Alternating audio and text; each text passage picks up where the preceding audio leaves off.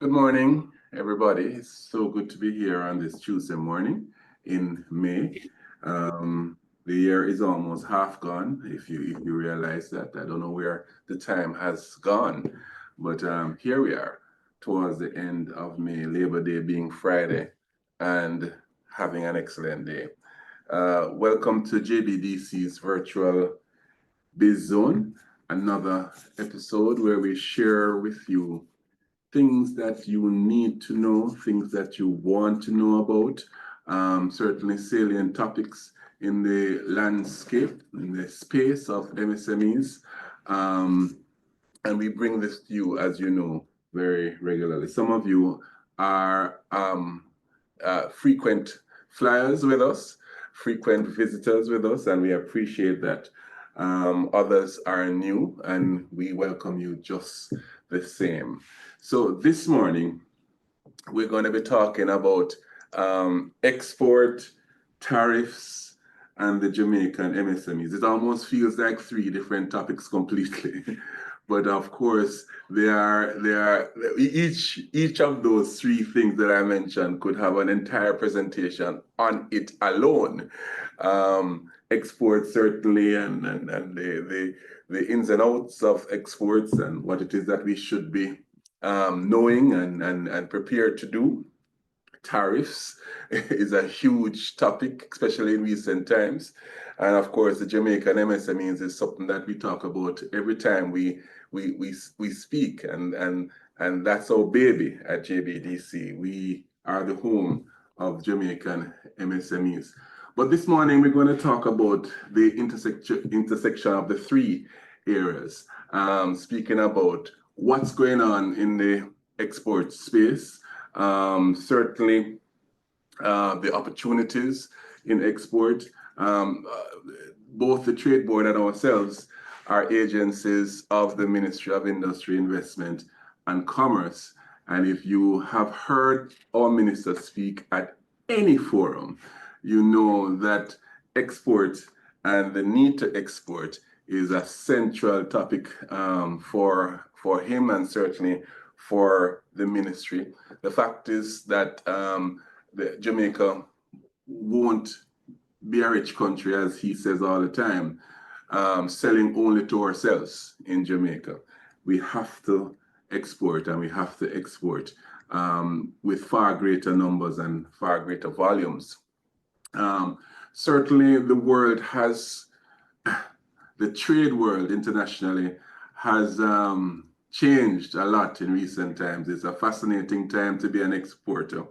With all that's happening in the international trading space, the various tariffs that have been initiated and imposed from the US, but also reciprocated from other territories. How does that change the dynamics of international trade? Some say that we're heading towards a huge recession and depression because of the trading wars that are happening. I'm not sure about that, but again, our expert panelists can speak about that if necessary, if they feel so inclined. And all of what is going on internationally, how does that affect us in the MSME space in Jamaica? What really should we be doing now if we're thinking about exporting, if we're thinking about international trade, apart from preparing ourselves adequately, which JBDC does, for the international trading space, for internationalization, as we call it. When we're looking to trade, how should we navigate the space? Have the things that have been going on recently, how has that changed the way in which we navigate the space? You know, is it business as usual, as Keneal is saying, or what? You know, so to speak about these things with us this morning, we have the Trade Board, and from the Trade Board, we have Dr. Major Retired Hugh Blake, who is the CEO, Trade Commissioner of the Trade Board Limited. No, Dr. Blake, apart from being a friend of JBDC and a friend of mine personally, is an accomplished public servant and just a accomplished Jamaican citizen. Dr. Blake is a seasoned professional with extensive experience in marketing, finance, resource management, risk and project management, and has a proven track record serving in both the public sector and the private sector for many years. Of course, he served the JDF as a commissioned officer for 11 years. And now he is with the Trade Board as the CEO and bringing a lot of innovation and a lot of excitement into the space. And supporting him this morning, and you'll see her face very soon, is Malaika Pottinger.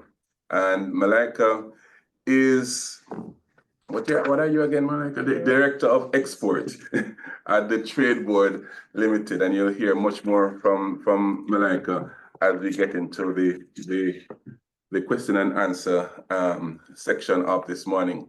So I want to welcome you to the session this morning. We're going to have, as usual, a fascinating, informative session this morning, and I'm going to hand over to Dr. Blake for him to carry us through his perspective and the Trade Board's perspective in terms of the topic, export, tariffs, and the Jamaican MSME. No doubt, Dr. Blake at some point will speak about some of the fascinating and innovative products that the Trade Board has introduced to the marketplace in recent times. Export Jamaica and the Export Academy being just two of those fascinating innovations that serve to help MSMEs navigate the export space and, of course, the tariff space as well. Just international trade in general serves to help us MSMEs to navigate that space. So I'm going to hand over now to Dr. Blake for him to take us through. Good morning. You know, Harold said that we are friends, and I think it goes a little bit beyond there. We see JBDC as a sort of big sister, and we like to consult from time to time and, you know, be guided by. I have a tremendous amount of respect for JBDC and what they're doing. And, you know, we try to emulate a lot of what goes on at JBDC. Their focus and their programs, there are many programs. It's just amazing, absolutely amazing to you know, just see the way that they have operated and the way they serve Jamaica. It is very useful way.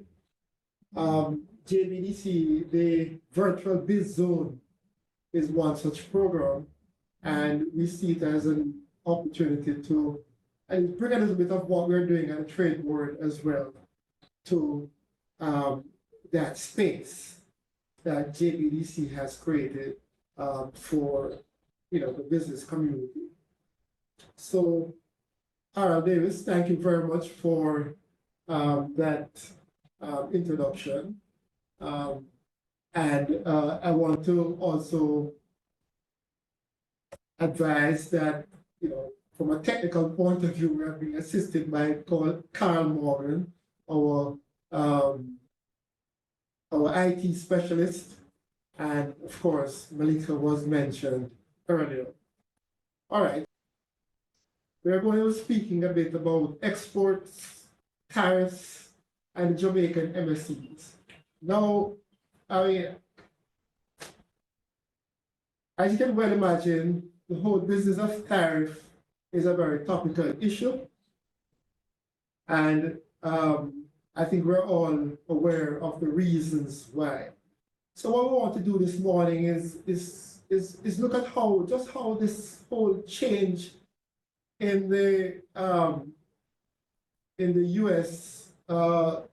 Tariff policy, how that's going to impact us as exporter importers, what it means for Jamaica, and not just businesses, but Jamaican citizens as on the whole. What are some of the strategies that we can use to navigate this sort of new environment? I wanted to also say at the outset that things are very fluid, right? Just about every morning you wake up, you hear something new. And so, you know, what we're presenting have to be sort of, is placed in that context of the fluidity of things. And so things may change significantly. Nothing is cast in concrete. And so we have to remain very flexible in our thinking and in our own assessment of everything. All right, so who are we really? You know, we're the trade board, and we're here to speak with you this morning. And I suspect that a lot of people might be wondering, just, you know, why the trade board? Most people, when they think of trade board, they think of motor vehicle import license. You know, I had a young lady the other day tell me, "Oh, the trade board." He said, "You know anything about trade board?" I said, "Yes, they are the ones responsible for issuing motor vehicle license." And so we were seen in that very narrow scope. So let me just do a brief introduction of who we are, and so that you can put that to rest. So we are an agency of the Ministry of Industry, Investment and Commerce, and we consider ourselves both facilitators and regulators. And we're primarily concerned with the movement of goods across our borders. We ensure that there's compliance with our trade policies. We issue import-export license for specified commodities, not for everything, very specified commodities. And we certify goods under preferential trade agreements. Those are some of the things we do, particularly where it relates to cross-border activities, trading activities. The other thing we do is that we are responsible for the provision of trade-related information. That's one of our mandates. And so to execute that, we operate what we call the Jamaica Trade Information Portal. We have two new initiatives, Export Jamaica and Export Academy. And I won't say much more about those here because later in the presentation, we take a closer look at these. But these are the avenues through which we provide information and some amount of training, particularly to exporters. We also certify new and used car dealership, scrap metal, and scrap metal traders, which is a big part of what we do. We have a whole section of the trade board that focuses on it.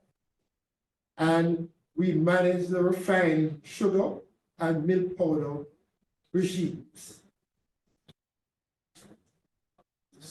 So that is basically who we are. And it's not within the car.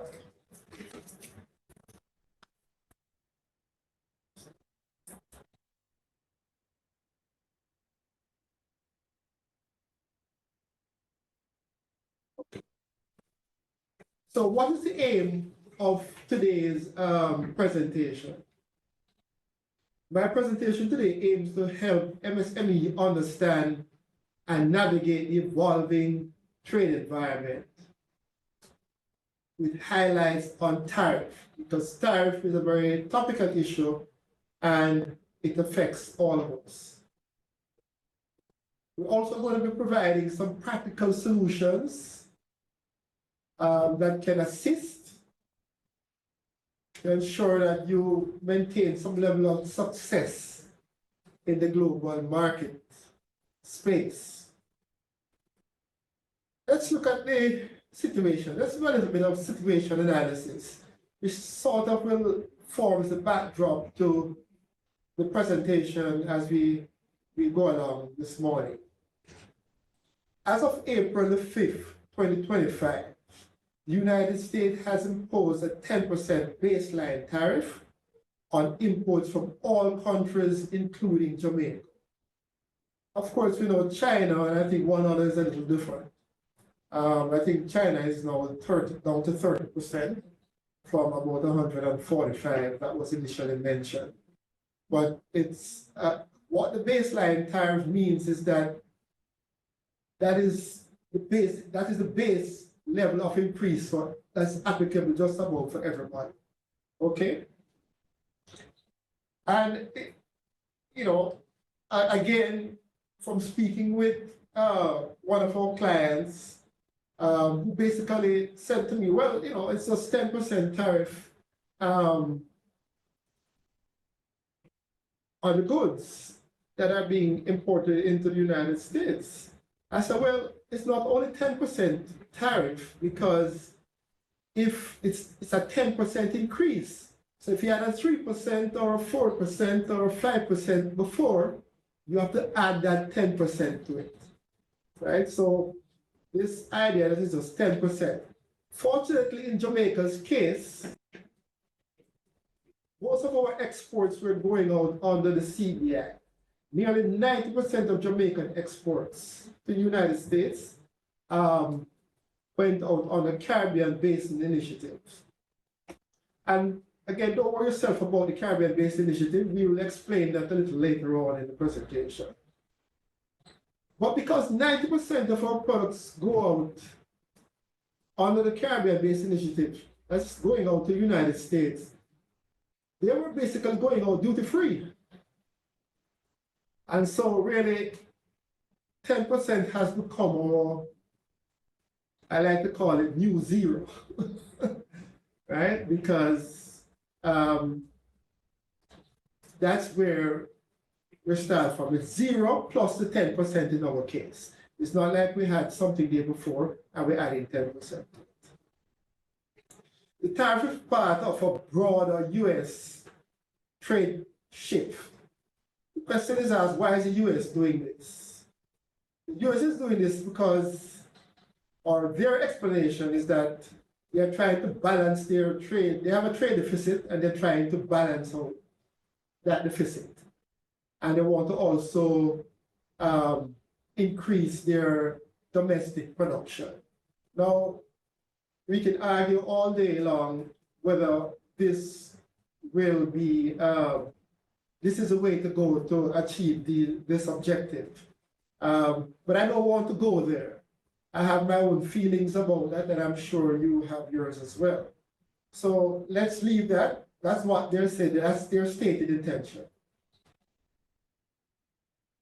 The White House has described tariffs as reciprocal, which means that the same level of tariff is applied by Jamaica.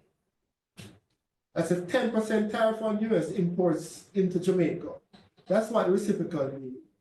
You slap me 10, I slap you back 10. That's what the reciprocal arrangement means.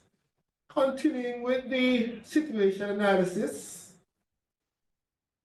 it's important to note the three industries that are most impacted by this new set of tariffs. Clearly, bauxite and alumina, which Jamaica exports a significant amount of, that will be impacted. Our agricultural products, right, including coffee, rum, and bananas. And these are key exports to the United States, some more than others. And of course, manufactured goods, especially processed foods. And, even banana chips and spices and so on. These will face increased costs, which could impact our competitiveness if there are cheaper sources for these products going into the United States. So it's important to note that. Continuing with the situation analysis, I think it's important also to, and this is where we take a closer look at the Caribbean Basin Initiative, which has historically provided duty-free access for Jamaican goods. So these may be, this initiative is likely to be well, let me put it this way. First of all, it was not a trade agreement. If you notice there, I have arrangement. It's really a trade arrangement. Okay? And as it stands, there is no definitive word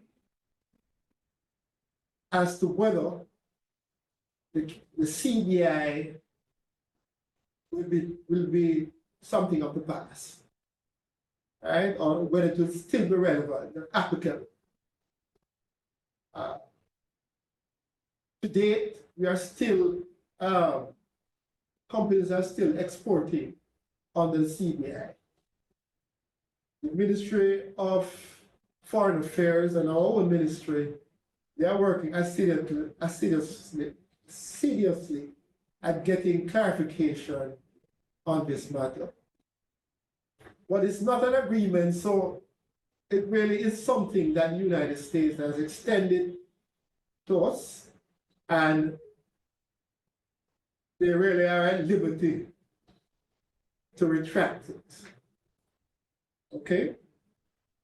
So that agreement is at risk. Not agreement, that arrangement that we have is at risk. And that's a big risk for us. So let's just look a bit now at what this tariff is all about and what it actually means. Because a lot of persons speak about tariffs in all sorts of terms. You know, I've heard people say that, well, it's a tax. It's a, all sorts of description. I don't want to get into those. And then you only need to have been listening to the President of the United States. and you would have been, you've heard different version of the description of what the tariff is. But you need to think of tariffs as extra fees imposed on imported goods, and it's paid by the importer. Now, I know that at times we can argue whether the importer is the same as the exporter. And in fact, there are circumstances where the exporter is the same as the importer. Right? So, but the importer is the one who pays the extra fees. And I think the best way to sort of explain this is to give you an example. So 10% tariff on Jamaica exports to USA means that when Jamaica businesses send products to the United States, the importer now have to pay at 10% more just to enter that market. Simply put, paying 10% more to enter for your goods to enter the market. So let's take an example. Using the same 10% tariff. Imagine you own a ginger farm in Jamaica. You usually export 1,000 pounds of ginger to the USA at $20 per pound. So that will earn you $20,000, right? 1,000 times 20,000. With the new tariff, an extra 10% fee is charged. which is really 10% of 20,000 is $2,000. So with the new 10% that is charged, the customer now has to pay $22 instead of $20. So that, which of course, as you can imagine, may make your product less attractive, right? Because it's more expensive. And that could potentially reduce your sale, force your customer to try and find some cheaper source. It starts a chain reaction because nobody sits down and accept a sort of a situation where they feel that they are disadvantaged, right? Right away, you start to look for alternatives. So instinctively, you start looking outside for alternative supplies. So those are some of the risks that you face in this kind of situation. How does this affect Jamaican SMEs? Well, let's take a look at the industries that are most affected. The new tariff directly impact industries such as bauxite, but I know bauxite and alumina is not under the MSMEs umbrella.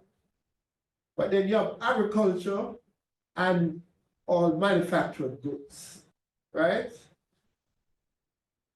Now, this could result in higher costs for US buyers, meaning that they might choose cheaper alternative as explained before. It reduces your competitiveness.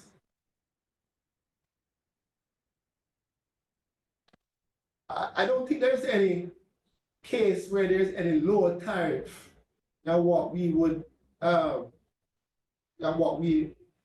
any tariff that's lower than us, because as I said before, we were 0, and now we are at the base, which is 10%. So that's applicable to just about anybody. But the principle of it is what I want you to understand, right? That it reduces your competitiveness. I just want to go back a little bit to the first point about high costs to the US buyers. You know, remember that at the end of the day, it is the consumers, the everyday consumers who are going to be purchasing these items, right? So unless there is some significant salary increase across the board in the United States, people are going to have to pay more money for the same product or goods. And so they are going to be looking around, right? All right, and then there is the possible decline in export volumes. So demand in the United States is restricted or reduced because of the higher prices. That affects us because you're not getting the orders in the same volume that you used to get before, because less persons are able to buy the products in the United States.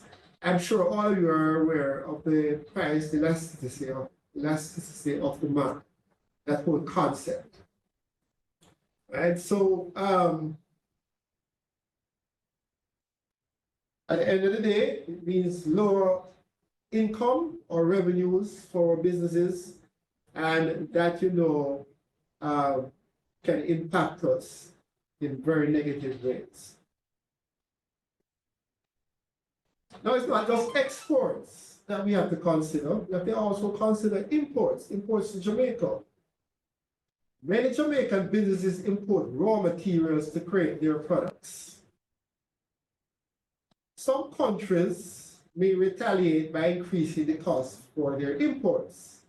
No such announcement has been made by Jamaica, right? But it's important to know what other countries may do. But this could make essential materials like packaging, machinery, and just the raw ingredients more expensive. And so your costs for your items that you're producing goes up. And when the cost for the item goes up and it becomes more expensive, the consumers, you know what happens. There's a client demand, and people begin to look for alternative sources.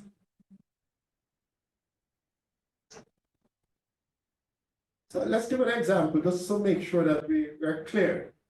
Imagine you're a manufacturer who import plastic containers to package sauces. If those containers become 15% more expensive, you either increase your price to cover the costs, which may reduce customer demand, or not may, it will reduce your customer demand and force persons or consumers to look at alternatives. So one of the things that you'll be forced to do is find alternative suppliers for your inputs, your materials. Moving on. What is the importance of the USA as an export destination for Jamaica? It's important to also have an appreciation for this. The USA is Jamaica's primary export destination. In last year, in 2024, we exported US $361.4 million, which is no small amount. A Caribbean Basin Initiative, preferential trade arrangement, which gave duty-free access for a wide range of goods, facilitated a lot of this. There are not many places around the world where we had that sort of arrangement. And over 65% of Jamaica's trade is done with the USA.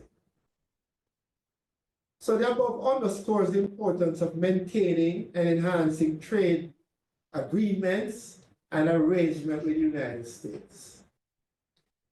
I hear some people just throw their hands up in the air when they heard about the 10% and say, well, let's do away with the USA, let's go somewhere else and so on. It's easier said than done, and it's not what we're looking to do. Right? Because as you can see, they are quite significant and a bit of a lifeblood for Jamaica. So we need to bear that in mind. What is Jamaican government doing? Jamaica is actively negotiating with the US to seek exemptions for certain products. They are also working with CARICOM Nation to present a regional approach to reducing trade barriers and, to negotiate and lobby as a region. We're exploring new export markets, places in Latin America, Africa, etc., and advising businesses on how to adapt to these changes. Now, back to the ginger example. If these negotiations are successful, and there's a big if, but there's no certainty there, Jamaican ginger, etc., may become exempt from the new tariff, meaning it can still enter the United States without any extra charges. That's just a simple example. So that is the approach that the Jamaican government is currently taking. But as I said earlier, the whole situation is fluid And so there's a lot of work being done to try and understand and to make the decisions that are in the best interest of Jamaica.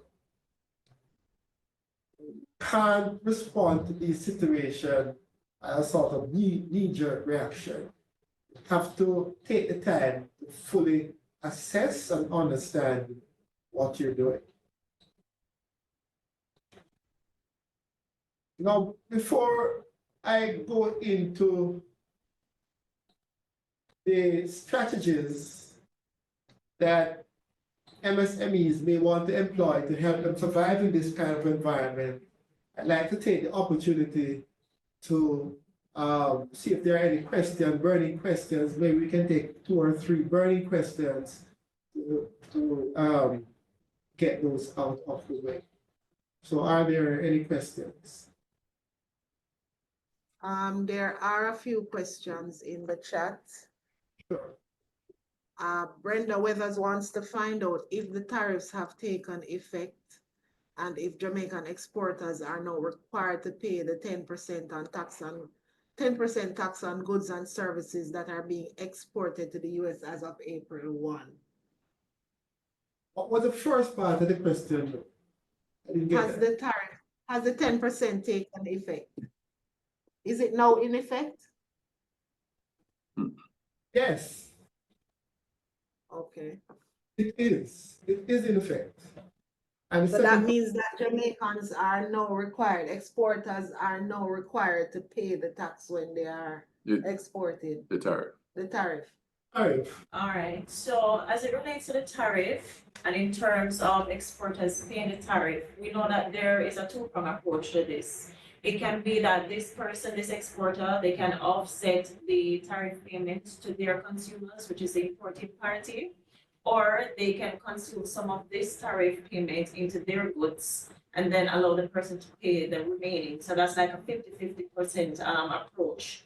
But what we know now and what we've been seeing cascading in the market is that most exporters are off-putting that 10% tariff payment to the American citizens that are importing. So as of now, Jamaicans are not the ones who are paying those tariffs. It's the business counterparts, those importers of the United States.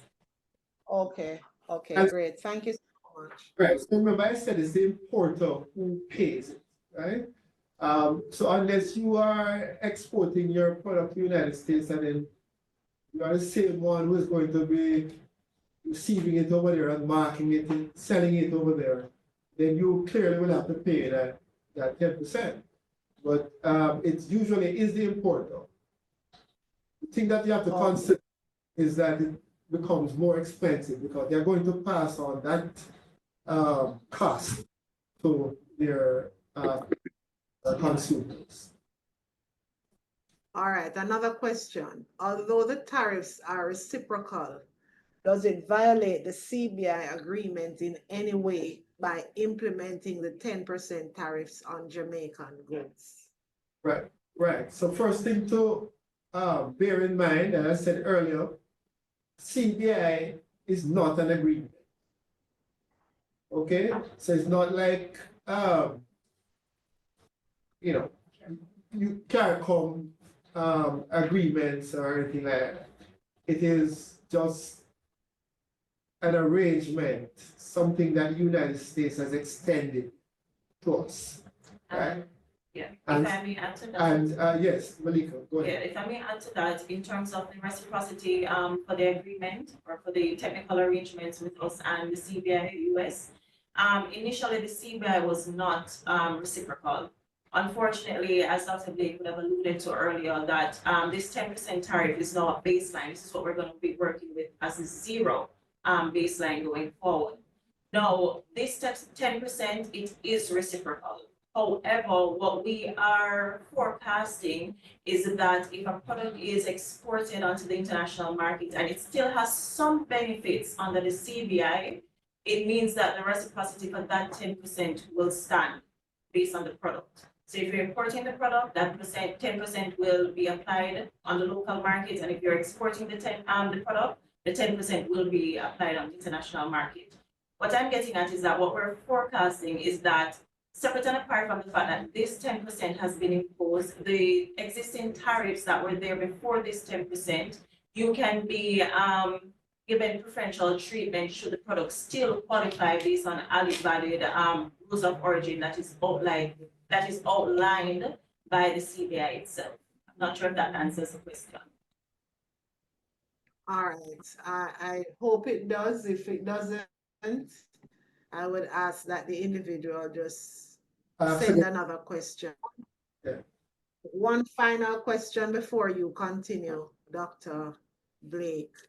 Are there any red flag countries or destinations that I should avoid or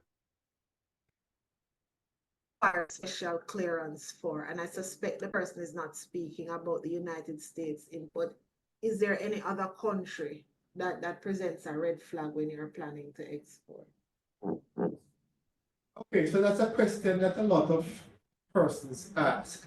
But what I would like to suggest is that, and we'll explain a little later on what the tool is all about, but Export Jamaica actually indicates to you what are the best countries to export to. But it's product specific as well. So you can go and Export Jamaica and find what are the best countries to export to. One of the features of Export Jamaica as well is that it tells you the businesses to avoid, right? The blacklisted companies. I don't believe that there's any blacklisted country, but there are blacklisted companies. I wouldn't want to say to you, don't try anywhere, right? Because in the worst of places, you can still find a reputable importer. So really, it's up to your judgment. But at this point in time, I know of no country that I would want a red flag as such. What I would ask you to do is do the research, go on Export Jamaica and get the information before you get into any business arrangement with anybody, because it gives you a good overview of the country, the possibilities for your product. It puts you in touch with what should be reputable importers for your product, etc. And so you can sort of minimize the risk by going that route. Thank you so much, Dr. Blake. You may continue. So what are some of the strategies for MSMEs? If you run a small or medium-sized business, here are some of the strategies to protect your profit. Firstly, explore new markets. I think a lot of us are limited when we think about exporting overseas to the United States, Canada, UK, and maybe one or two other, some Caribbean areas and so on. But there's a whole wide world out there. And Jamaica has this fantastic brand that really creates a nice pathway, a bridge that you can exploit. So we need to look beyond the US to other places. And as mentioned earlier, we have a tool that can assist you to do that. The other thing is that you need to focus on branding and quality. Ensure that your product stands out so that customers see value even with the price increase, right? So, you know, I like to use the example of what Barbados did when their sugar industry caved in and they had to do away with they're still producing a small amount of sugar. I don't think a lot of people even realize that. But what they have done is that they have packaged small quantities of sugar that the tourists and sell to tourists. But the packaging is of such high quality with a nice romantic story that creates some emotional attachments that the product still sells and sell even for a better price than the raw sugar that they would traditionally export. Right? And they have, around that sugar, created a really strong brand. So you can do the same. Focus on your branding and quality. If the consumer recognizes that your product is of a certain quality, they make some emotional attachment to it because of you can always romanticize anything coming from Jamaica. They will still be willing to buy your product, even at a higher price. So that's something to bear in mind. You need to join export support programs and use resources, as I mentioned before, like Export Jamaica. You need to negotiate with your supplier. Don't just take it that you can't do anything about the situation. You need to get back to your supplier and say, listen, I need a better price. Get into that mode. Find local alternatives if that is at all possible, so that you can reduce the dependence on foreign material.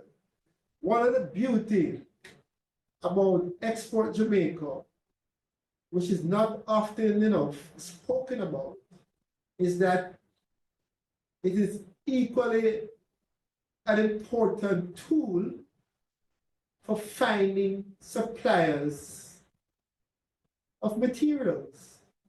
You can use Export Jamaica and literally search all over the world for suppliers of whatever you need. So those things are in place, and I keep going back to it because I believe it is a key in helping us to survive in these times. Right? So make sure that you explore, find alternatives. The other thing that we need to do is manage our expenses. I didn't put anything to qualify that, but you know very well what I will be speaking about. Right? A lot of times we go for the most expensive options because of convenience and so on. But we need to look at managing the expenses around what we do. Safeguarding your cash flows, your operating funding, your funds for your business. Right? So you may want to, this is where you may want to consider linking with other producers of the similar products to yours, where you can do some, joint movements of your products, take advantage of consolidations of your products to reduce export costs and so on. You may even want to buy certain raw material in bulk, right, and negotiate better prices so that you're able to keep those expenses down. A word of caution though, because what a lot of businesses tend to do is, wow, you're going to be faced with a 10% tariff increase. let's buy up as much as we can now and keep it in storage, especially because we are in uncertain times. But you have to be careful about that because you can cripple your business by overemphasizing any one area. So you build up your inventory and you're tying up a lot of cash right there. Your cash flow is suffering. Your operating funds are suffering because you have all of that stored up inventory. So I'm not saying you mustn't store inventory or increase your inventory, but you have to be able to balance things out properly and not overdo any particular area. You have to stay what I like to call nimble and agile, flexible to survive in these times. Right? Don't tie yourself up too much with any one commitment. Overspend your money in buying raw materials and tying up your funds. But strictly speaking, expenses really is another category of things, not necessarily your operating costs, but it's one of the same thing if you talk about managing your working capital and your cash flow and so on. I see a lot of businesses that has the potential, for example, to reduce things like your energy costs. Right? It may be a one-time, one-off expense that's a little bit burdensome, but shifting to solar, especially a small business, so that you don't have the heavy recurrent electricity cost, is something that you may want to consider, right? So look at those expenses and best way of managing them.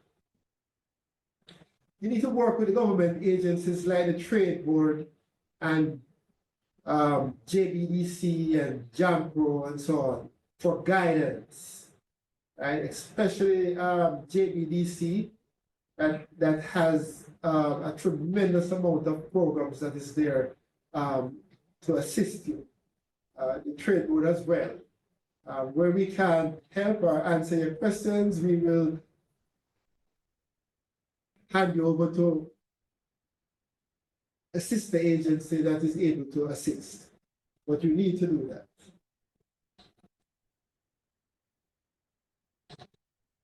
I know that there are a number of challenges faced by MSMEs, and some of them are age-old problems. High import costs. Many MSMEs, rely on import raw materials.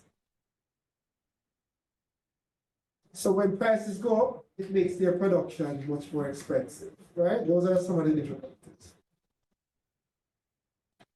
A lot of companies are faced with difficulties. Small businesses are faced with difficulties of getting funding. It's tough for small businesses.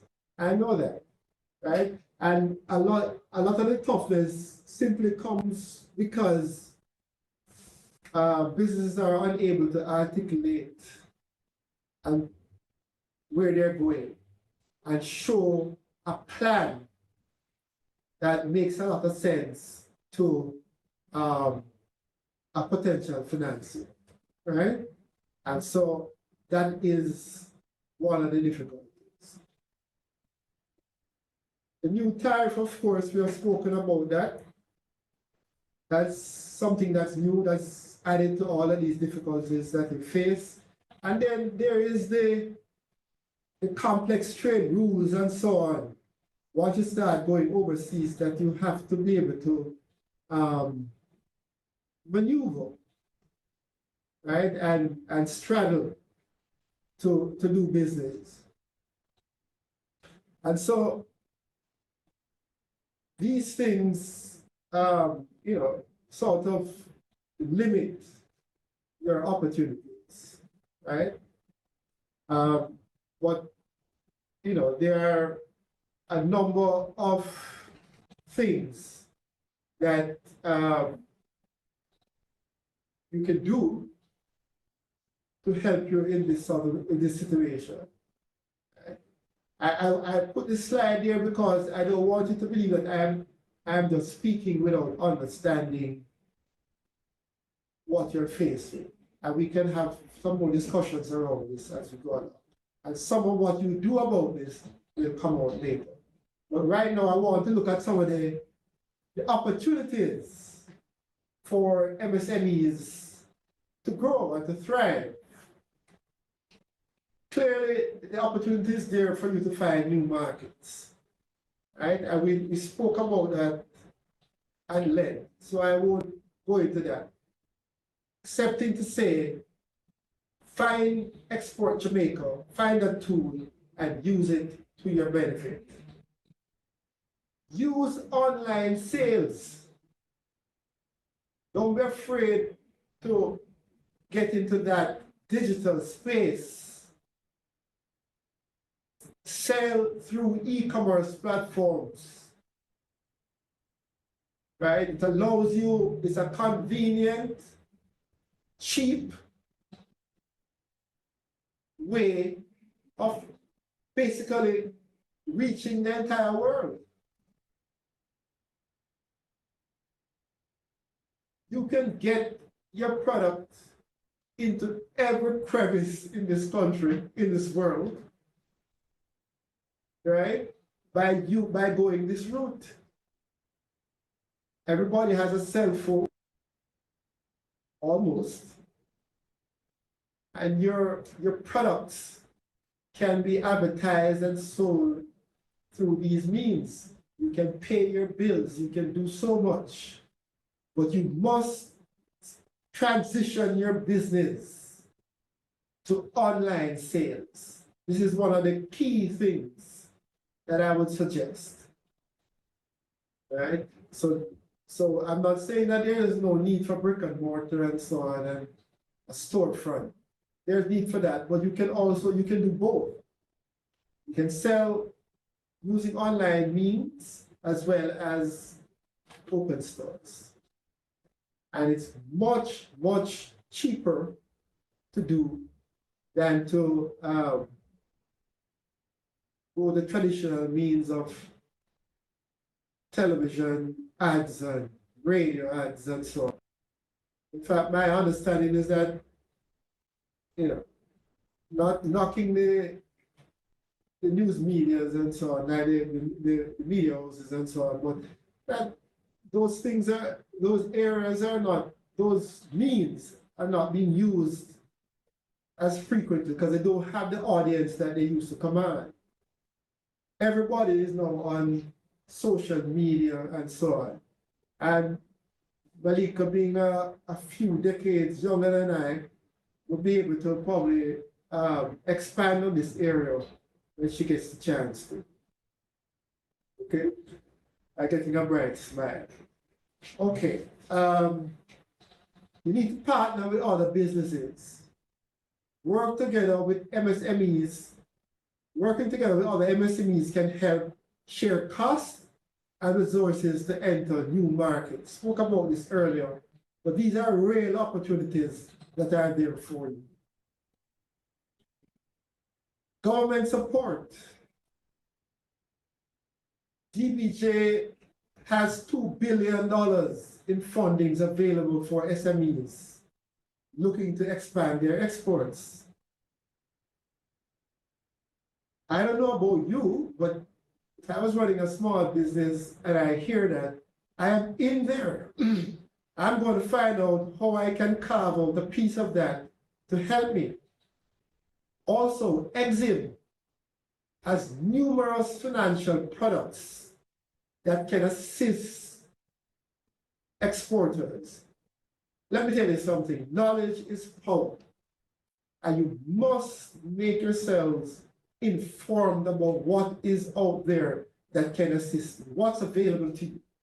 You must make the effort to find out. Helps you in decision making, help you to make more accurate decisions when you have information. Traditionally, everybody heads to the commercial banks. where the most expensive monies are. Right? There are other means of raising finances that you need to consider.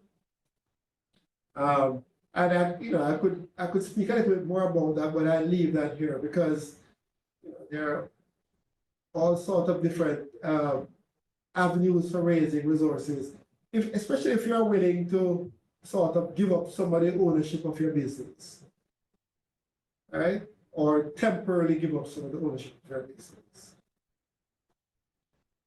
We spoke about managing expenses before.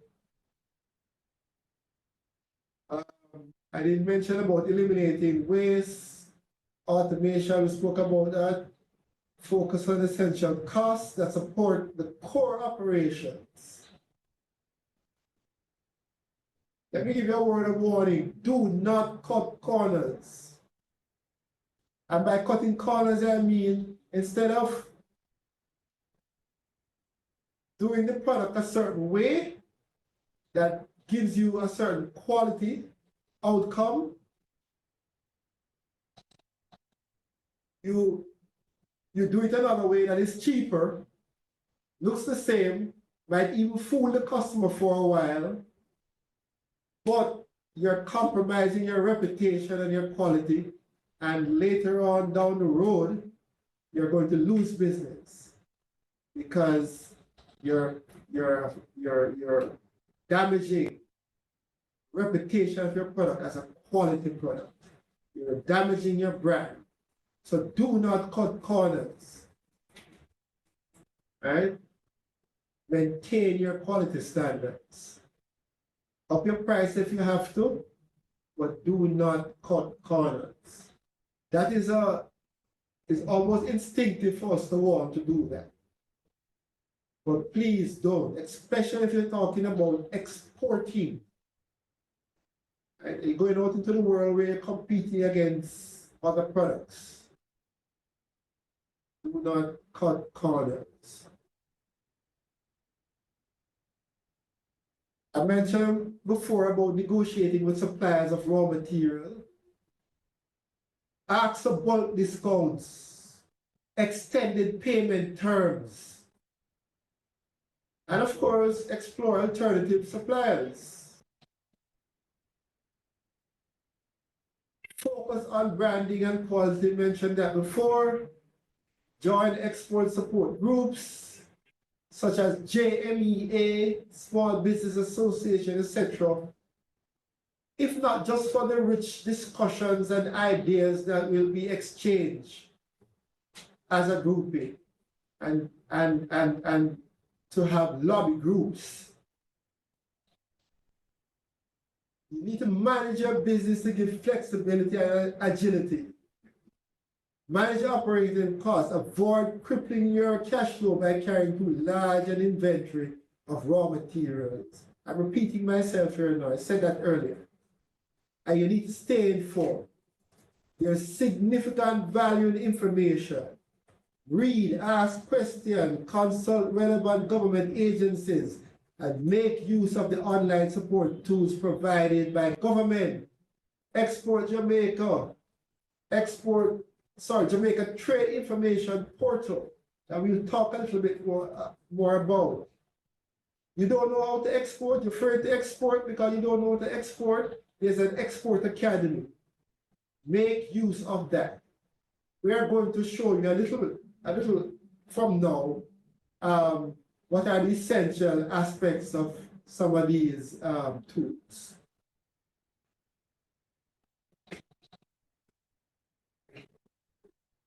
Now, how MSMEs can take advantage of trade agreements.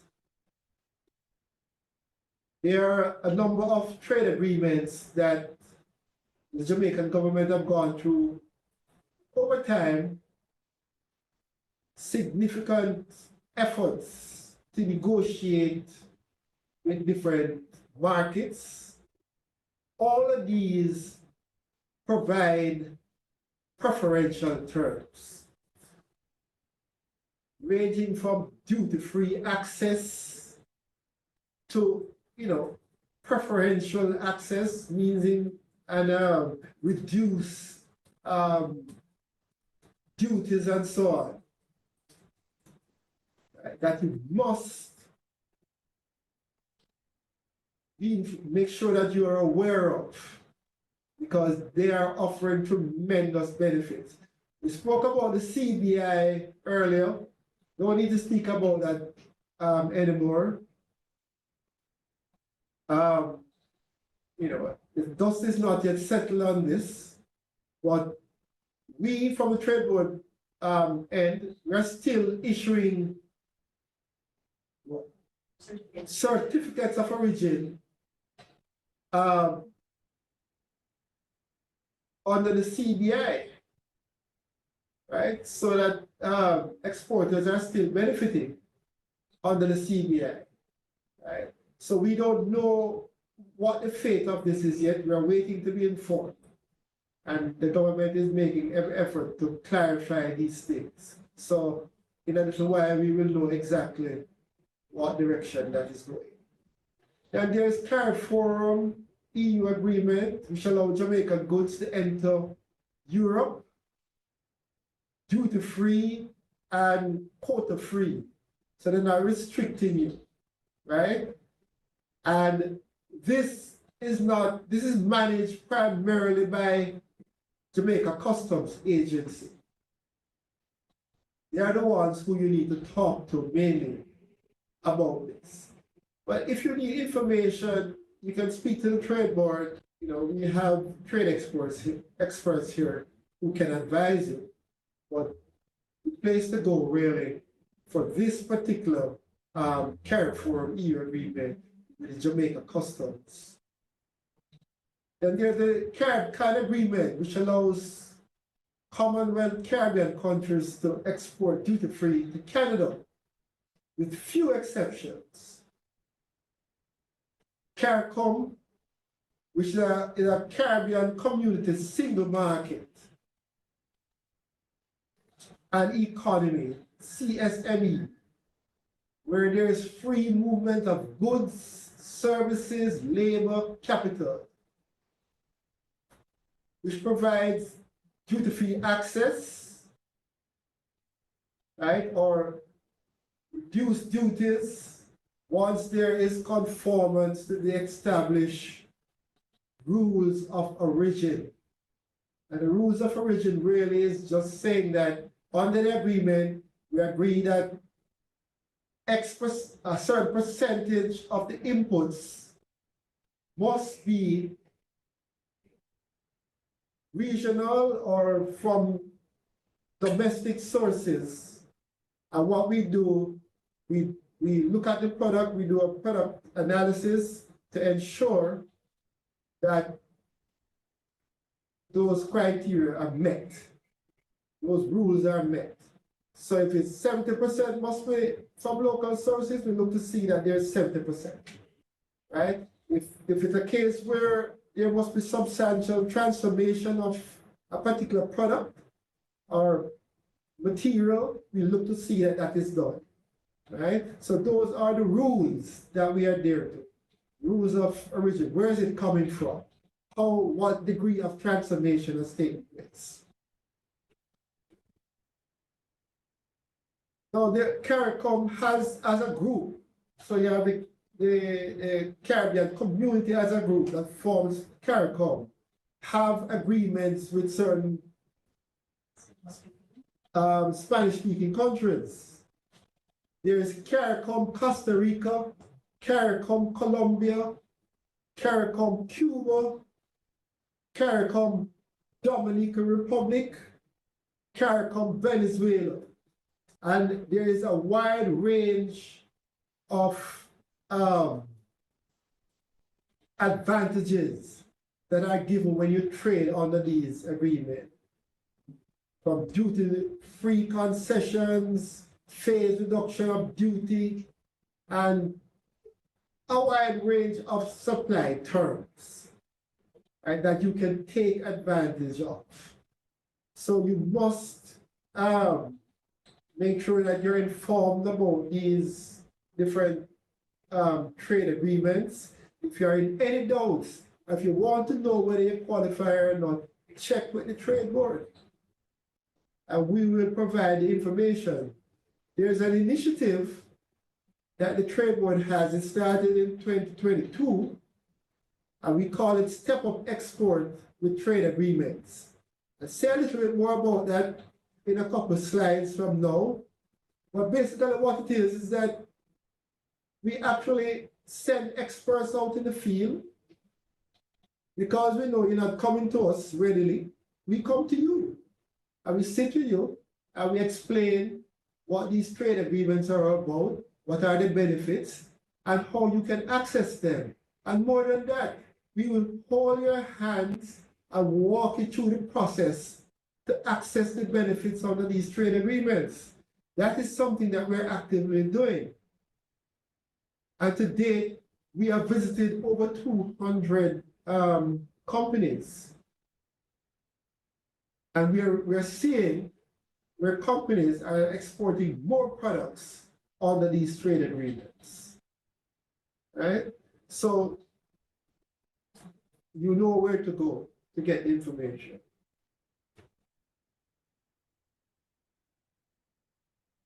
Now, smart exporting strategies for MSMEs. Some of these I mentioned before. Instead of relying on US business, should sell in other region. Trade Board Limited helps MSCs find markets globally. So take advantage of that. So work with Trade Board Limited to get licenses, certificates of origin, and training on how to export efficiently. Learn from success stories. I know you say Grace Kennedy, Jamaica coffee producers and rum exporters are big companies, but they were small at some stage. But if you can look at some of the things that they do and you can emulate. Grace Kennedy expanded into multiple countries, right? And adapt to trade barriers, right? So that is something you can do. Jamaica coffee producers use trade agreement to stay competitive. So they are selling under the trade agreements and making use of the advantage to stay competitive. Our rum exporters, they have found new markets in Europe to avoid the high US cost, etc.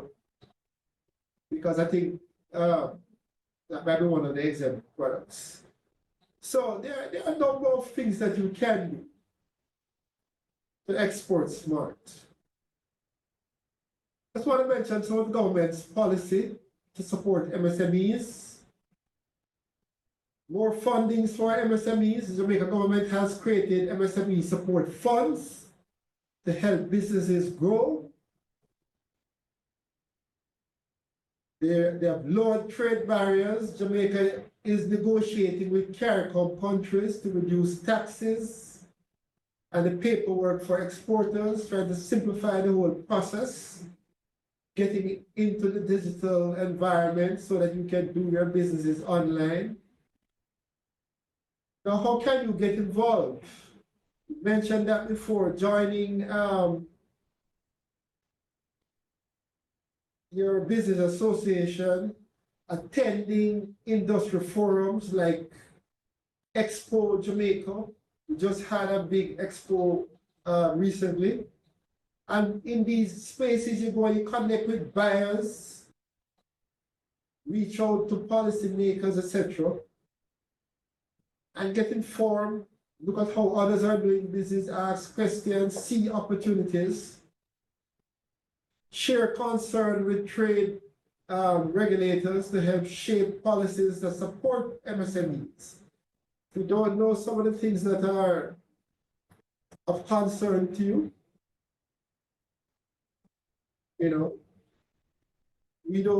we need to know, because these are things that will be taken into consideration when policies are being put together. Right, so we mentioned a lot about export Jamaica. And so I thought it would be useful to dedicate a slide to export Jamaica because it's an ideal tool for the situation that faces us. Export Jamaica is a global market intelligence and compliance platform. It was developed by the Trade Board Limited to facilitate international market access. It provides actionable market intelligence. So it tells you exactly what is happening in a particular market, up-to-date information, who is buying, who is selling, what the demand levels are for particular products, who are the suppliers. So you can compare yourself and make an assessment of what are your chances in that particular market. It provides tools for tracking demand. And there are a number of tools there for duty calculation, landed cost calculations, currency converters, you name it. All of the tools that you would require. So it takes a lot of the stress out of you. All you need to do is input the information that is asked of you, and you can get certain outcomes. Your selling price, it assists you in putting together all of the consideration that goes into your selling price calculation. So at the end of the day, you can know what price makes sense for you. It helps businesses to navigate trade regulations, all the things that you require to comply with, all the information on the individual markets all over the world.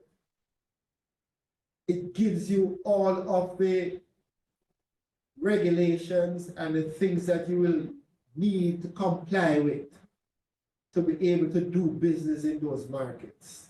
Can you imagine? You can just sit at your desk and you get literally the whole world of information, anything you want to know.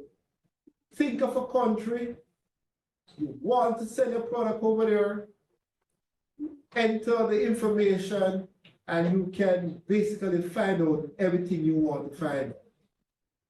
Plus spot opportunities that you can take advantage of. So, I mean, I would encourage you to make sure that you, register and make use of this platform. It connects buyers and trade partners, right? It has a business directory that you can explore. It's great for finding counterparts. So you can find a counterpart. And you're manufacturing to sell overseas, and you want to find suppliers for your materials, it gives you all of that information. It allows you to compare different suppliers, their prices, their, everything, their sales terms, etc. It allows you to do all of that. And you can just sit at your desk in front of a computer and determine all of that. So gone are days when you have to employ people overseas to go knock on people's door to find out these things. It's all available to you. So the key benefits are reduce trade uncertainties because you can find the information now. And you can find all the up-to-date regulations, etc. It helps you to improve your decision making. Because you have the market intelligence tool there, you're not just shooting from the hip. So you have a gut feeling. You can go beyond gut feeling now. You can go and check for yourself to make sure that you're making the right decisions. As mentioned earlier, it also flags companies that have poor reputation in trade. So you don't get caught doing business with these people and can't get your money. Right? It's a very powerful tool that is linked to Interpol and all over the world, all of these various law enforcement agencies and all that, and so it can give you information. It maximizes your opportunity. It helps you to maximize opportunity, but you can spot them and maximize them.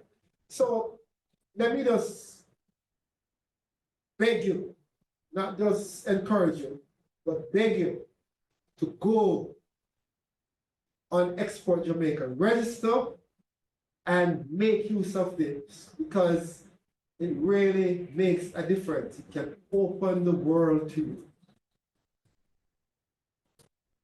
And there's an Export Academy. One of the things that we picked up very early, and we used to hear from people, is that, boy, I can't bother get into exporting because it's too technical, too much things to know. That is for big company. I don't want to get involved with that kind of process, right? That, for me, I can't manage that. Well, the truth is that exporting is not difficult. And what we have developed is a training tool, right? And resource platform where you can just register. And it's not like some university or something where you have to matriculate, so you have to have a certain qualification to get in. Anybody who have a desire to export can get it. Right? So what it does, and what is, I think, most valuable, especially to us as business people, or you're an adult, you don't have time to go learn everything about exporting, things that are even not relevant to you because you're not in that particular type of product. What it does, it provides customized training. Right? How can you, I mean, you want to do you want to export a particular type of product. You can go in, enter all your information. It asks you a certain set of questions to assess if you know what you're supposed to know. Those things that it pick up that you don't know, that you should know, it provides the information so that you can close out those knowledge gaps that you have. Right? It is linked to our, it's linked to Export Jamaica. So through Export Academy, you can get all of the intelligence sort of information that is required. So it can help you to assess your export potential and expand globally through linkages with Export Jamaica. It offers interactive webinars, workshops, and export knowledge library where you can go in and do research. And although we've just started, the library, the resource area is pretty good, and we are constantly adding material, right, that is verified and can be relied on. Keep adding those materials. So you need not be afraid of exporting anymore because you have a source where in your own time you can learn how to export. And you're not wasting your time because it assesses what your knowledge gap is and provide the information to close all those gaps. And you progress going through different stages where, once you have acquired the knowledge at a certain level, you can move on to the next step and to the next step and to the next step. And it will be a tremendous sense of satisfaction to you when you have gone through the process.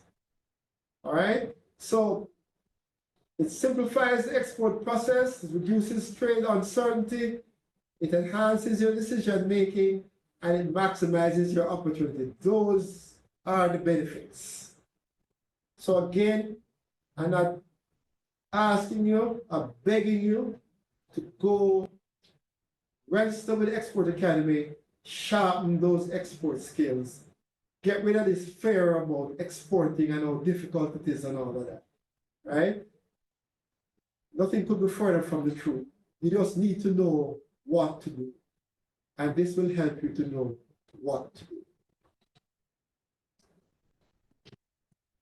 Now, there's also the Jamaica Trade Information Portal, and this has been around for quite some time. I think since 2019, right? And what we've seen is that, utilization of it had sort of reached a level where it's sort of just plateaued, right? And we have done a lot of work on it through assistance from the World Bank and so on. So if JTIP is something that you visited, I would say 4 or 5 months ago, 6 months ago, you need to go back because it is a significantly improved platform now. And what JTIP is about, it's a one-stop online resource for import and exporters. Once you're doing business where you have to cross Jamaica borders, whether you're importing or exporting, it gives you just about all the information that is required. All the regulatory information, all the procedures that you need to know. And it is managed by the Trade Board, and we have a program where we keep it current, so if there are any changes that is relevant, it's included. We provide guidance on things like tariff and so on, new information, things that come up, like this whole tariff situation here. Although it's fluid, we are inputting the information as soon as we get there. It offers tools for market analysis and the various calculations and so on. And again, there's a link from here to Export Jamaica. Right? So you can always access things if you want to clarify, you want to take a look at something, in any market also provides that. So it helps Jamaican businesses to navigate international trade and to expand globally. It supplies local exporters with certifications and trade agreements for preferential market access. It tells you all that you need to do and so on to access all the different trade agreements. So what is good about it is that it is a one-stop shop. It's centralized. It puts together all of the critical trade information, right, for easy access. So you don't have to be running all over the place. And it also reduces business uncertainties, and it offers up-to-date regulations. Any changes include. It improves exporters' decision-making with market intelligence because of its linkage to Export Jamaica. It supports businesses in adapting to global trade changes. help Jamaican manufacturers maximize opportunities under the various trade agreements. A very, very powerful tool. It's very different from what you probably would have seen in the past. It's much more user-friendly. It covers a lot of new areas. And it has some very useful tools in there. So again, I'm begging you to revisit Export Jamaica. A lot of time questions are asked of us. And people ask these questions in desperation, and sometimes they even go as far as to say, why is this information provided? But it's provided. You ask, have you been on Jamaica Trade Information Portal? And the answer is no. And I say, and they go and they check and they come back and say, well, I'm sorry. But I didn't know it's all there. So make use of these things. Then there's a step of export to trade agreement. I spoke a little bit about this before, so I won't spend much more time on it. But it helps you to understand the trade agreements and how you can benefit from those. And provide guidance, etc., how to access the benefits. And it's an ongoing campaign. And initially we had said we'll do it for a year, but because we have found that it's so useful, and we're getting so much positive feedback from companies that have benefited from the visits, that we've continued the program. So it's available to you. And we'll be more than happy to come out, sit with you, visit you at your place, talk to you about the trade agreements, make sure that you understand them and how to access the benefits. So now this brings me to the question and answers and any discussions that you want to enter into. And for this phase, I know I've been ably assisted by Monica, and I also have Carl here on standby. So, any questions? I think before we launch into the questions, I just want to say how completely exceptional the presentation was.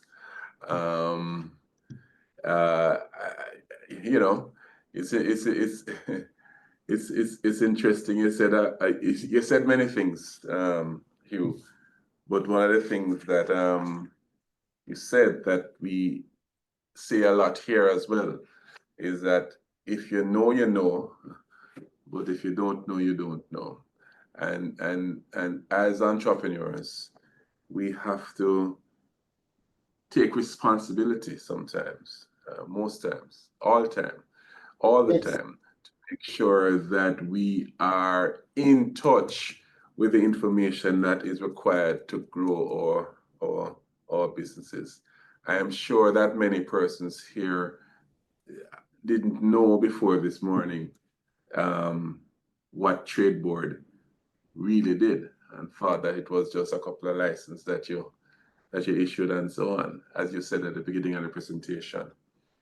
But the truth is that the information on what Trade Board is about and what the products and services that Trade Board has been delivering is in the public domain, but that's fine. You came this morning and you have been appropriately enlightened.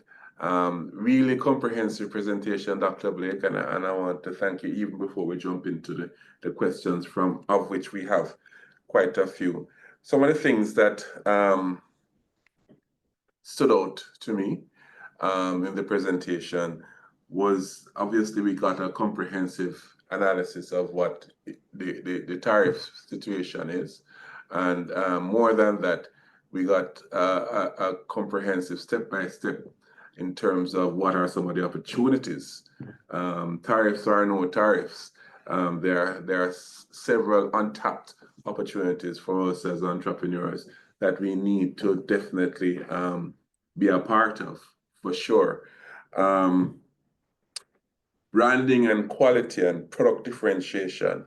are critical things that we all have to be looking at as entrepreneurs, to make sure that your product sells on the merit of its quality and product differentiation, its innovation, rather than just a price point, because price points are fickle and different things will influence a price point in the marketplace, for sure.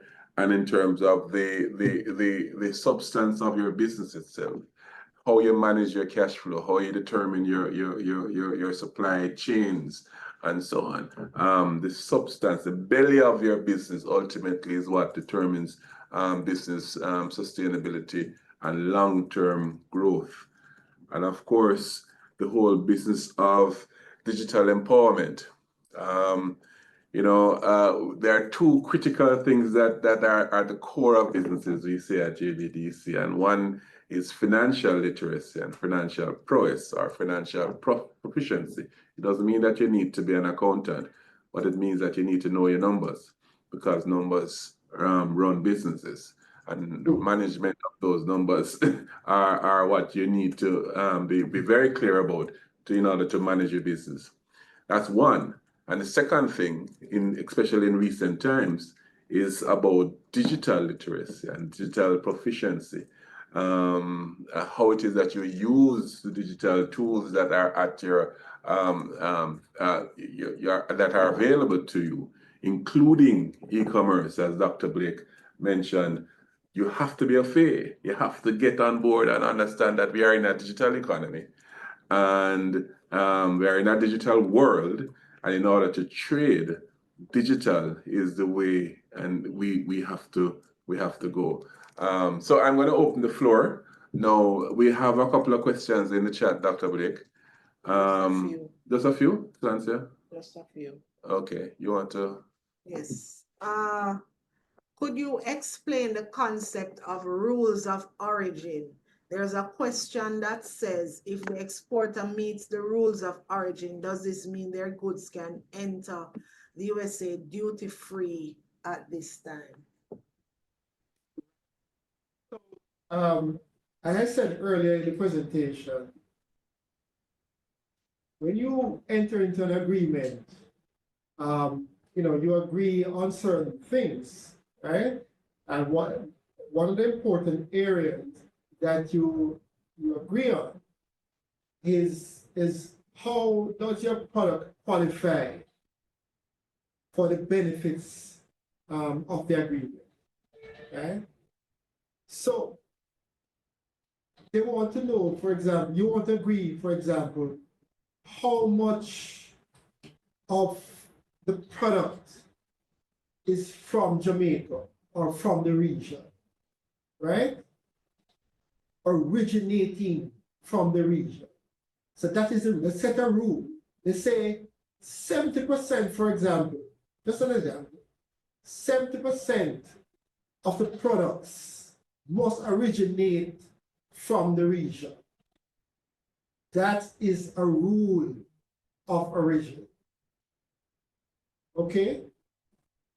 Where the inputs are from and the agreed percentage. Some of it might be extra-regional. So they may allow 30% to be extra-regional, coming from outside of the region, right? Because certain materials are just not available within the region.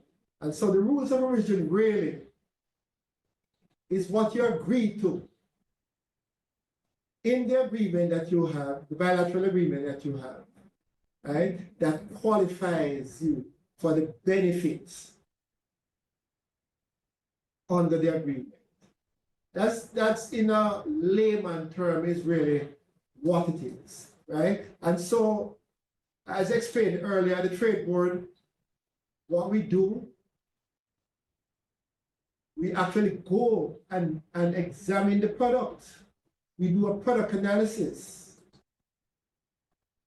And we spend time, we send people on courses to train in operation research and operation management, so that they can walk into a manufacturing environment and have some sense of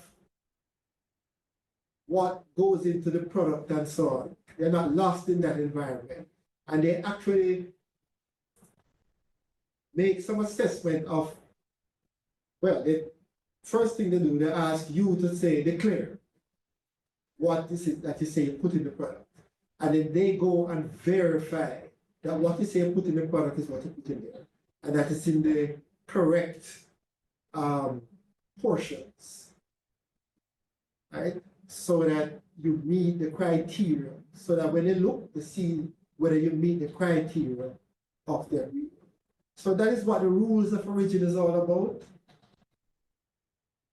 Where the input materials are from, and what you agree in terms of the quantity that's inputted into each product.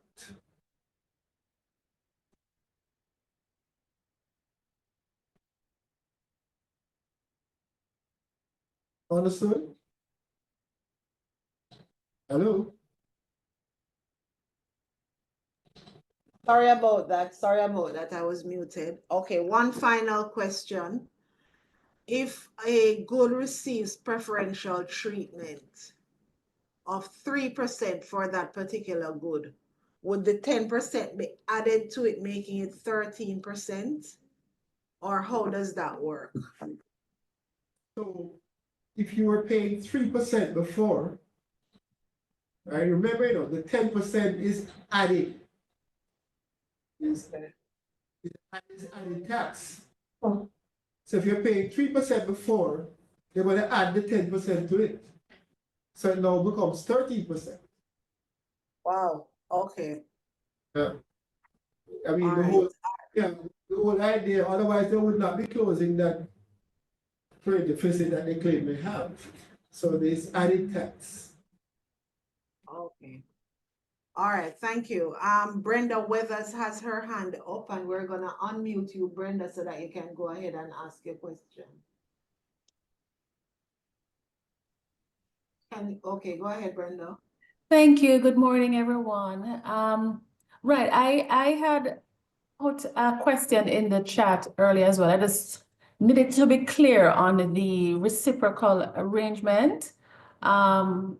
I know it was explained earlier, but I'm still a little unclear because it sounds to me, and please correct me if I'm wrong, that with the reciprocal arrangement, that the 10% tariff that either the exporter or importer pays could potentially be 20% in a reciprocal arrangement. Is that the case? Could that potentially be the case? That's not necessarily the case. The case is that if US charges 10% on, for example, ginger, if we should import something of a similar nature from the US, we're allowed to charge that 10% tariff from our end as well. So that's what the reciprocity is speaking about. Okay, thank you, Brenda. Shanicia, can you go ahead with your question? Sure. Thank you very much. Pleasant morning, everyone. I'm Shanicia from the JMEA. So I had put the question in the chat regarding the rules of origin. Specifically, I wanted to know that if an exporter meets the rules of origin, does it mean that when they're exporting to the US, it will enter the market duty-free, or will they be subjected to the 10% tariff? All right, so based on our forecasting, it's that persons are paying that 10%, right, which is our new zero baseline. As it relates to whether or not the products are paying the initial tariffs, that is something that we're still doing some research on. But the forecasting is to say that should a product fall within the preferential treatment as stipulated by the rules of origin for the value-added trade agreements that we are party to, a company that is exporting a product will only pay that 10% and not the existing tariffs that would have been in place, because the CBI is supposed to protect that. But that is a forecasting that is not set in stone. We're still doing our preliminary checks as to whether or not that is so. Okay, thank you very much, Malaika. Just to say that we have posted some information in the chat in terms of the JBDC's website address or contact numbers, as well as email information. Could you go ahead and do that as well for the audience, Malika, so that they're able to reach out to the trade board? One question from us. Will you be sharing that presentation with us, Dr. Blake? Yes, absolutely, absolutely. Right, because a lot of persons have been asking for it via email, so we'd want to send that out when we're sending out information to them today. All right, I'll hand over back to Mr. Davis, who will close us out for this session. Yeah, man, and what a feast we've had this morning. Really good to have a session that is so clear and so well stated and so chock full of good stuff. And this is the type of product that we want to bring to you in the Biz Zone. This is the intention of the Biz Zone, to bring to you information in a clear, precise manner that, you know, everybody can get what it is about, everybody can understand very clearly. So in that regard, I want to thank our presenters, Dr. Blake in particular, and Malika or Malika, whichever is your preference, for certainly sharing with us this morning as our main guests this morning. And I know that you would have gleaned significant information on exports, tariffs, and how it is as Jamaican MSMEs we can continue to be successful, or increase in terms of how it is that we are successful internationally as entrepreneurs. Just a reminder that JBDC is here as your home of MSMEs to make sure that your businesses are in fact the best that they can be. We're here to take you from concept to market. We indeed also did an analysis of the tariff situation as JBDC itself, and much of what we're sharing with you this morning through the trade board are some of our findings as well. And we had asked a number of our clients what their reaction to the tariffs situation is, and much of the content that Dr. Blake and the trade board team this morning covered is really in response to a number of these knee-jerk reactions from our MSMEs themselves, and actually hitting the nail quite on the head in terms of some of the opportunities that we can certainly still take advantage of. Just to let you know that we'll be sending you an evaluation form via email for your feedback. And of course, we look forward continuously to your suggestions. This has been Biz Zone. Before we all go, can we give a symbolic big round of applause to to Dr. Blake and the trade board team for sharing with us in such a comprehensive way this morning. This has been your Biz Zone for yet another month, and looking forward to another one next month to do the same, do more of the same, share critical salient information with you that you can use to advance your business. That's what we are about constantly. Thank you so much for being with us. It's now 12 o'clock on the nose, and we have promised to keep you for 2 hours, and the 2 hours have come. Thank you so much. Thanks for our technical team here, obviously Sansia, Britannia, Andre downstairs, and the technical team that facilitated us this morning. Thank you so much. Enjoy the rest of your day.